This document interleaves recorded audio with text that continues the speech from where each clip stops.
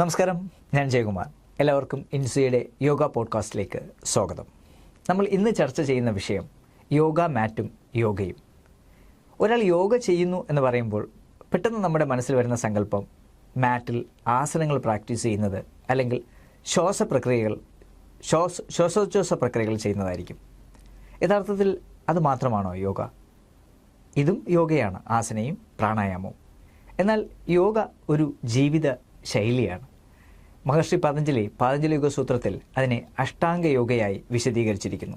സാമൂഹിക മര്യാദകൾ പാലിക്കുന്നതിന് യമ എന്ന ഭാഗവും, വ്യക്തിപരമായ ശീലങ്ങൾ മെച്ചപ്പെടുത്തുന്നതിന് നിയമ എന്ന ഭാഗവും, ശാരീരിക വ്യായാമങ്ങൾ ചെയ്ത് ശരീരത്തെ മെച്ചപ്പെടുത്തുന്നതിന് ആസനയും, ശരിയായ രീതിയിൽ പ്രാക്ടീസ് ചെയ്ത് പ്രാണനെ അറിയുന്നതിനായി പ്രാണായാമവും, ഇന്ദ്രിയങ്ങളെ നിയന്ത്രിക്കുന്നതിനായി പ്രത്യാഹാരവും, ഏകാഗ്രത മെച്ചപ്പെടുത്തുന്നതിനായി ധാരണയും, മനസ്സിനെ ഒരു പ്രത്യേക വസ്തുവിലേക്ക് പോയിൻ്റ് ചെയ്ത് ധ്യാനത്തിലേക്ക് എത്തുന്നതിനായി ധ്യാനവും, ആത്മസാക്ഷാത്കാരത്തിനായി സമാധിയും പറഞ്ഞിരിക്കുന്നു.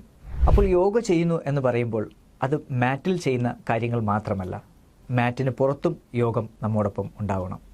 അത് നമ്മൾ മറ്റുള്ളവരോട് കാണിക്കുന്ന കരുണയിലാണ്, അത് നമ്മൾ നമ്മുടെ ദിനചര്യയിൽ കാണിക്കുന്ന ചിട്ടയിലാണ്, നമ്മൾ ഓരോ ശ്വാസത്തിലും പുലർത്തുന്ന ജാഗ്രതയിലാണ്. അതിനാൽ അടുത്ത മാറ്റിൽ കയറുമ്പോൾ അത് വിശാലമായ ഒരു വീടിൻ്റെ ഒരു മുറിയിലേക്ക് പ്രവേശിക്കാനുള്ള ഒരു വാതിൽ മാത്രമാണെന്ന് അറിയുക. എല്ലാ മുറികളിലും അന്വേഷിക്കുക. യോഗത്തിൻ്റെ നിരന്തരമായ പഠനവും പരിശീലനവും യഥാർത്ഥ സ്നേഹത്തിൻ്റെ, സമാധാനത്തിൻ്റെ, സന്തോഷത്തിൻ്റെ വഴിയിലേക്ക് നമ്മെ നയിക്കും. കേട്ടതിന് നന്ദി. നമസ്കാരം.